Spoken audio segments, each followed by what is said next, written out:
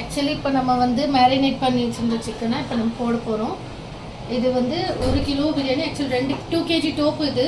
So 1 kilo biryani தாராளமாக பண்ணலாம். நான் இன்றைக்கி 3/4 கிலோ தான் பண்ணுறேன். 3/4 கிலோ அரிசி 3/4 கிலோ சிக்கன். ஸோ இப்போ வந்து நான் எண்ணெய் 2 ஸ்பூன் நெய் நான் ஊற்றிட்டேன்.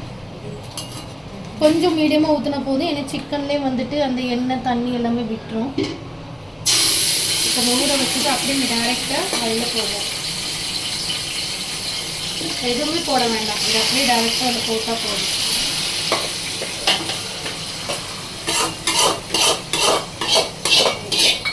ஆக்சுவலி மேரினேட் பண்ணும்போது ஒரு ஹாஃப் லெமன் வந்துட்டு நான் அதில் ஸ்க்வீஸ் பண்ணி போட்டுக்கிட்டேன்.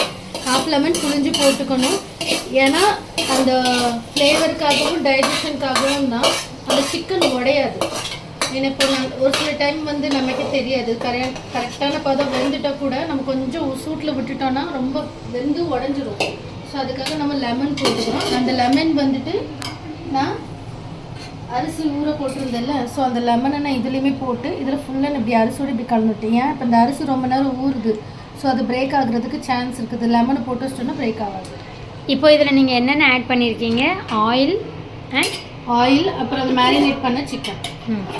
கீயும் சேர்க்கணுமா? கீ 2 ஸ்பூன் போட்டிருக்கேன் அந்த எண்ணெயில். அதிகம் போடல. ஏன்னா லாஸ்ட்டில் வந்துட்டு நம்ம அந்த ட்ரை ஃப்ரூட்ஸு ஆனியன் எல்லாம் ஃப்ரை பண்ணி போடுறதுக்கு யூஸ் ஆகும். நிறைய கீ ஆகிடும்.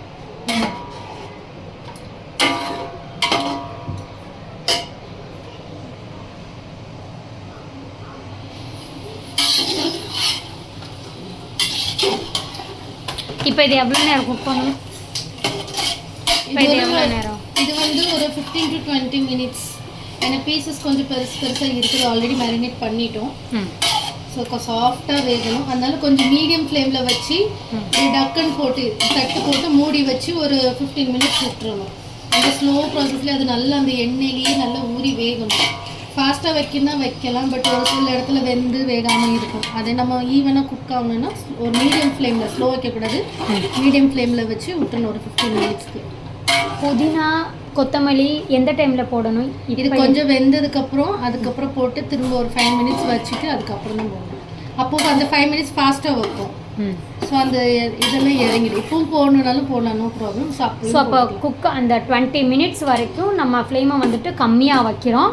அது குக் ஆகி முடிச்சதுக்கப்புறம் தான் என்ன செய்கிறோம்? அந்த கிளற வந்து அப்புறம் யூஸ் பண்ண உடையும். அதனால் ஸோ அந்த பெரிய பெரிய பீசஸ் போட்டிருக்கிறதுனால சில பீஸ் வேகும், சில பீஸ் வேகாது.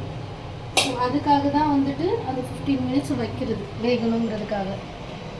இப்போ புதினா கொத்தமல்லி எல்லாம் போட்டாலும் ஓகே, இல்லை லேட்டராக 15 minutes கழிச்சு போட்டாலும் ஓகே. இப்போ டக்குன்னு போட்டு மூடி வச்சுக்கணும். அவ்வளோதான்.